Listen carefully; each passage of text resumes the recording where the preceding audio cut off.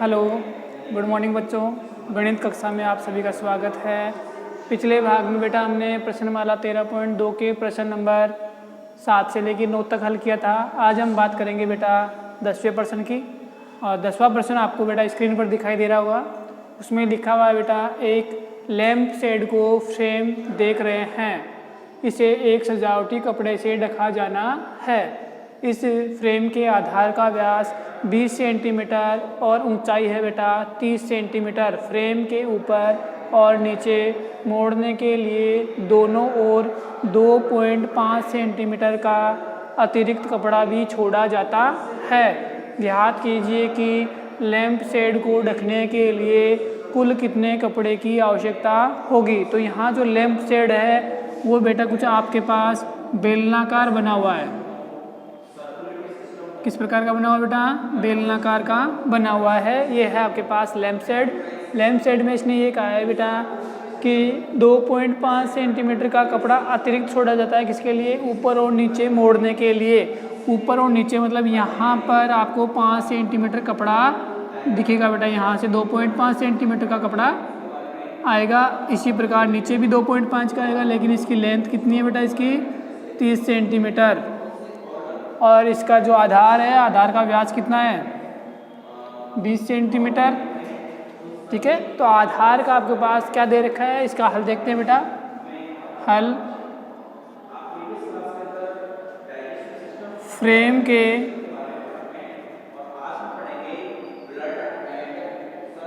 आधार का व्यास 20 सेंटीमीटर, तो त्रिज्या कितनी हो जाएगी बेटा? व्यास की आधी होती है, 20 में हम 2 का भाग लगा देंगे तो कितना जाएगा? 10 सेंटीमीटर। इसके बाद की बात करते हैं तो इसकी ऊंचाई, फ्रेम की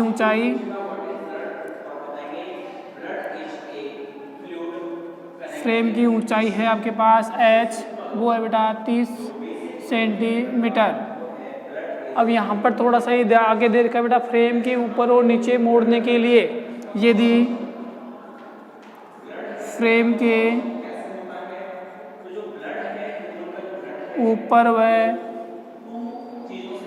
नीचे की और मोड़ने के लिए 2.5 सेंटीमीटर का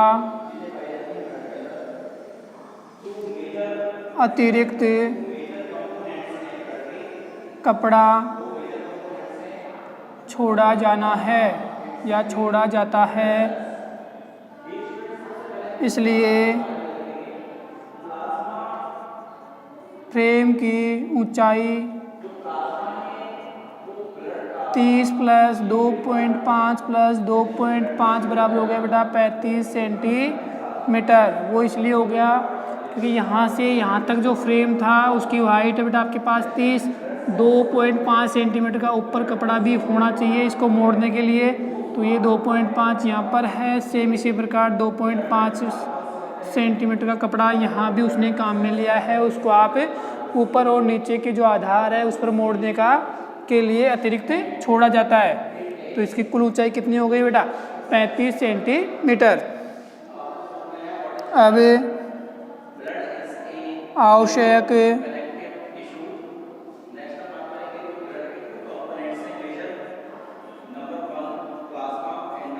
कपड़े की माप बराबर 2πr/h। वो क्या करेंगे बेटा? बेलन जो अपने पास बेलनाकार फ्रेम है उसके चारों ओर ही क्या करेंगे? हम कपड़े को लपेटना चाहते हैं। तो लपेटने के लिए क्या होगा? यहाँ पर अपने पास वक्र पृष्ठीय क्षेत्रफल 2 × 22/7, त्रिज्या कितनी बेटा? 10, और ऊंचाई कितनी आ गई अब? 35। इससे इसको भाग लगाएंगे तो 5 बार, 5 10 50, दूना 100, 100 को 22 से गुणा किया तो 2200 वर्ग सेंटीमीटर। ठीक है, तो हम कह सकते हैं कि लास्ट में अतः क्या पूछा है बेटा? लैंप शेड को ढकने के लिए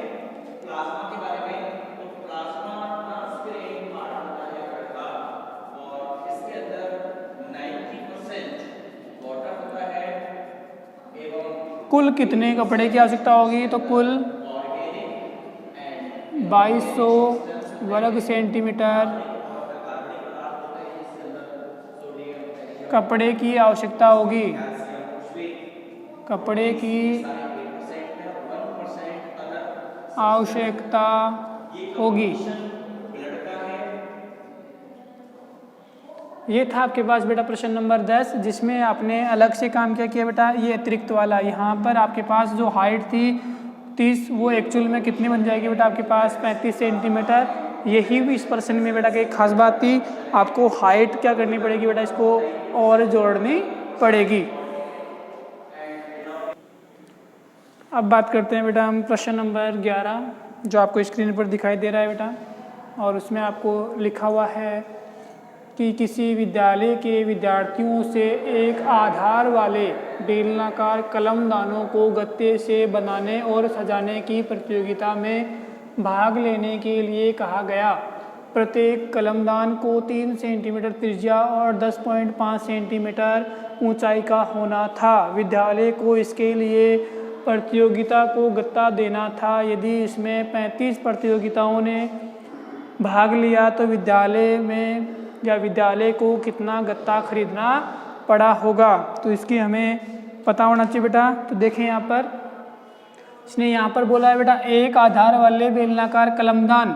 एक आधार वाले मतलब जो भी आप कलमदान बनाओगे वो ऊपर वाला भाग क्या होगा बेटा, खुला हुआ होगा।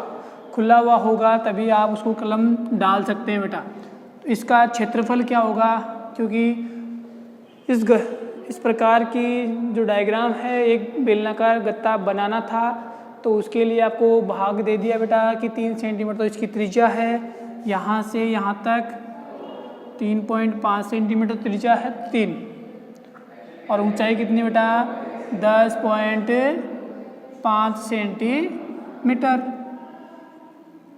ये इसकी ऊंचाई है। ठीक है, तो हमने पास क्या हो जाएगा बेटा, एक तो आधार आ गया और बाकी क्या आ गया इसका वक्र पृष्ठीय क्षेत्रफल। ठीक है, तो दोनों को हमें ज्ञात करना पड़ेगा। तो इसके लिए लिखते हैं बेटा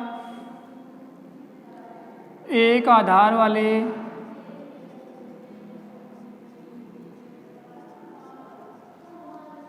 कलमदान की माप ऊंचाई या त्रिज्या कितनी है बेटा आर अपने पास है 3 सेंटीमीटर, वह ऊंचाई वो होगी अपने पास एच अपने पास है 10.5 सेंटीमीटर। इसके बाद देखिए बेटा, तो यहाँ पर हम बेटा त्रिज्या और ऊंचाई अपनी हो चुकी है, तो इसके साथ ही हम क्या निकालेंगे बेटा, इसका वक्र पृष्ठीय क्षेत्रफल के साथ साथ उसके आधार का क्षेत्रफल भी इसमें जोड़ देंगे। ठीक है, तो एक कलमदान का या कलमदान को बनाने में प्रयुक्त गत्ता या गत्ते का क्षेत्रफल क्या होगा बेटा, बेलन का वक्र पृष्ठीय क्षेत्रफल प्लस आधार का क्षेत्रफल। तो बेलन का वक्र पृष्ठीय क्षेत्रफल क्या हो जाएगा बेटा अपने पास 2 पाई आर एच प्लस आधार क्या होता है बेटा पाई आर स्क्वायर। तो यहाँ पर हम वैल्यू रखेंगे 2 इंटू पाई की वैल्यू 22/7, आर की वैल्यू अपने पास 3 है, एच की वैल्यू अपने पास 10.5 प्लस पाई की वैल्यू 22/7 इंटू 3 इसमें पॉइंट को उठा सकता हूँ यहाँ से, और बटे में कितना आ जाएगा बेटा 10 आ जाएगा। अब इसको आप हल करोगे 7 से इसको काटेंगे 15 बार, 15 को 5 से काटा 3 बार, 10 को 5 से काटा 2 बार, 2 से 2 कैंसिल आउट हो जाएगा बेटा। 3 को 3 से गुणा किया 9 इंटू 22 198 प्लस ये भी कितना हो गया 3 इंटू 3 9 इंटू 22 198 बटे में 7। ठीक है, अब इसके आगे हम हल करते हैं बेटा, इधर देख सकते हैं उसको 198 प्लस 198/7 का एलसीएम कितना हो जाएगा बेटा 7। इसके बटे में मैं यहाँ पर 1 लगा सकता हूँ। अब 7 का 1 का भाग 7 में लगाएंगे तो 7 बार 7 को 198 से गुणा करेंगे तो 7 8 56, 5 7 9 63 और 5 68, 6 7 और 6 13 प्लस 198 दोनों को आप जोड़ दें तो जोड़ने पर कितना हो जाएगा 8 और 6 14, हासिल 1 9 और 9 18, हासिल 1 4 और 1 5 और 1 बटे में 7 वर्ग सेंटीमीटर। यह आगे बेटा एक कलमदान को बनाने के लिए प्रयुक्त गत्ते या इस इतने गत्ते की उसको क्या होगी बेटा आवश्यकता होगी एक कलमदान को लिए। तो एक कलमदान क्या कर रहा है बेटा एक प्रतियोगिता में केवल एक विद्यार्थी बना रहा है। तो उस प्रतियोगिता में कितने विद्यार्थी है बेटा 35 विद्यार्थी या प्रतिभागियों ने प्रतिभागी लिया बेटा। ठीक है, तो इसके लिए क्या करेंगे हम ये 1 का आया है इसी प्रकार 35 का निकाल लेंगे बेटा हम।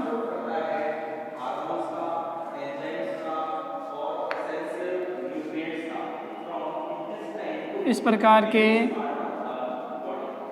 35 कलमदानों का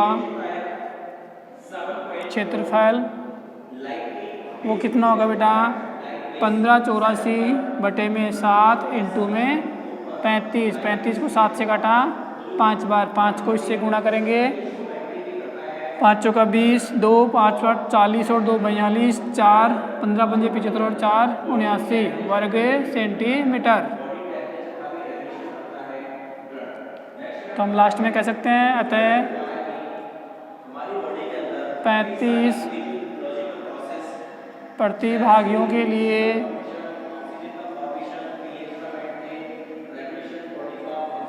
विद्यालय को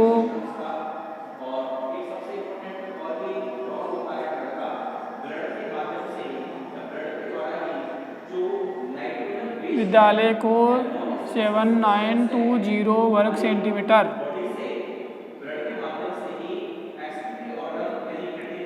गत्ता खरीदना पड़ेगा।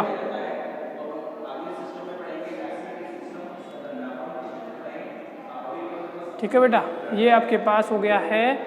इतना गत्ता उसको क्या करना पड़ेगा खरीदना पड़ेगा, तभी वो प्रतियोगिताओं में सभी प्रतिभागियों के लिए बराबर आएगा।